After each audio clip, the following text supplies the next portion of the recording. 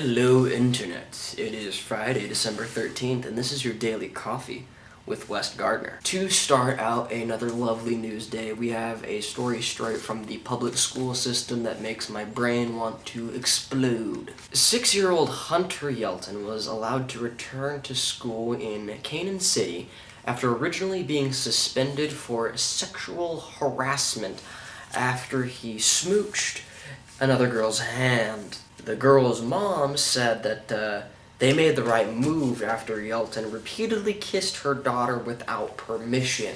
I have about 67 different problems with this, but first and foremost, and this is a bit of a nitpick, are you supposed to ask for permission before you kiss someone? Seems like it would kind of bring the mood to a shuddering halt. First and foremost, and this is going to be very quick, folks, I can't speak as to whether or not Hunter had any problems prior to this or not, if he had been suspended for anything before. But saying that this is sexual harassment is ridiculous.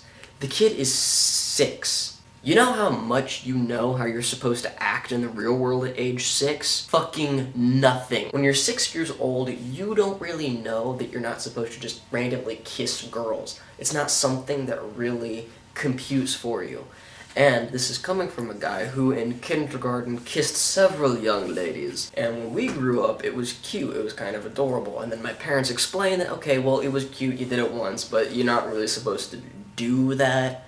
So, maybe don't. But nowadays, because of this whole political correctness bullshit, we have events like this where a kid is getting taken out of school for kissing a girl. So, to the school in Canaan City, and to several of the parents involved at least, fuck you very much. Now, for this next news story, I'm not gonna try and use the word slut, but we're gonna see how that goes. Michael Nicole, an Orange County plastic surgeon, has been giving both of his daughters, Charm and Brittany, cosmetic surgery since they were 10 years old. For Charm's and Brittany's 25th birthdays, he gave the pair a new pair after he gave them both matching tit jobs. And quick side note, if you're getting a boob job done for cosmetic reasons, if it's not a breast reduction or you're just getting it because you were always made fun of for being flat-chested,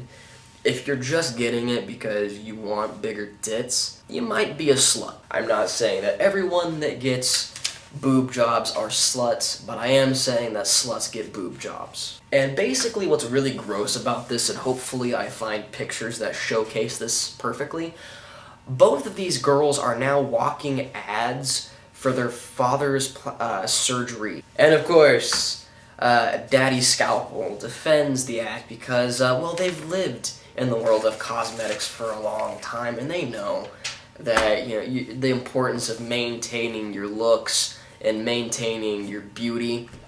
And to him, I say, shove one of your scalpels up your asshole. Ladies, and I'm not gonna go out and say that if you get plastic surgery, you deserve to be shamed, because there are very good reasons to get plastic surgery. But there are people like these two girls who take it way too far and are doing it for the wrong reasons. One of them even commented that after her friends noticed her bouncy, perky new tits, that they told her that she looked great. And also, can I point out how fucking unfair it is that girls can get tit jobs, but I can't get pec implants? Moving immediately along, and we're just rolling through this shit, because this is the main story, and this is one that really pisses me off. We have 16-year-old Ethan Couch, who has avoided 20 years in prison after killing youth pastor Brian Jennings and other people in the car, Holly and Shelby Boyles, and Brianna Mitchell. The 4 were killed in a crash caused by Mr. Couch after he drove drunk with a blood alcohol level of 0.24. Now, for you individuals who don't know what the legal limit is or can't do the math, 0.24 is 3 times the legal limit for an adult.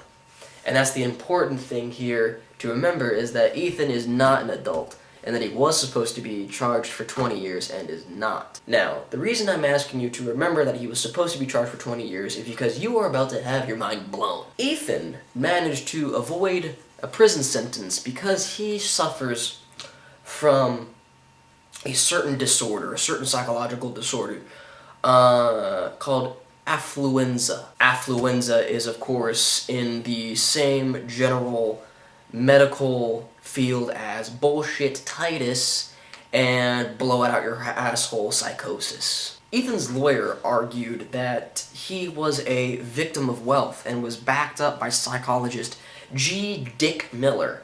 And we're going to be calling him Dick from now on, and that's going to be appropriate. Dick testified for Couch, saying that affluenza is a condition in which his family felt that wealth brought them privileges, and there was no rational link between their behavior and any sort of recompense or consequences. Well, Dick, maybe the reason that they think that there's no consequence for them is because the legal system has taught them that if you have money, fuck it. Dick then continued to go on saying that his parents never punished him, even when they found him naked and passed out in the car with a 14-year-old girl. So not only can we assume that this shit is killing people, but he's also probably doing something pretty fucking lewd with girls that are younger than him. But don't worry though, I know that this seems like he's gonna get off easy, but he's getting 10 years of probation, and he's going to get private counseling for the grand total of $450,000 that, of course, Daddy is going to pay for.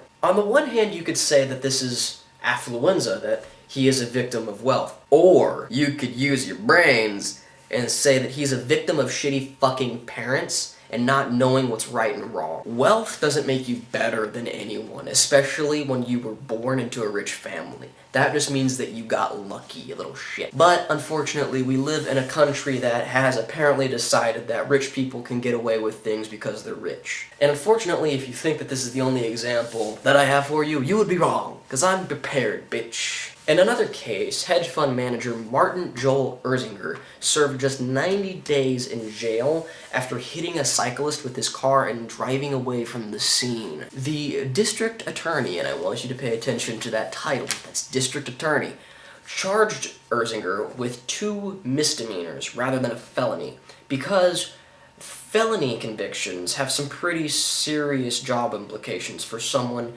in Mr. Erzinger's profession. No fucking shit, that's kind of the point. Apparently anyone can get the position of district attorney nowadays. It's just fucking run by a bunch of monkeys in suits. So, folks, that's a triple whammy of stories that'll, piss me off. They might annoy you. You might not care. I care about weird things. But we're gonna wrap this shit up nice and fucking quick, because I can't even really make jokes about these stories. I can try, but they're just so fucking stupid. So, folks, unfortunately, this is going to be a bit of an emotionally charged episode today just because I'm ramped up. So, as always, I hope you watched, I hope you enjoyed, and I do thank you for watching, though. So I want everyone to go out, seize the rest of your day. I thank you again very much for watching, and I love all of your faces. You're really talented, musically and otherwise, and you're also really good at trivia games, which is really surprising, because, you just know about fucking everything. And that's about it, folks. This has been Wes Gardner with your Daily Coffee. Goodbye.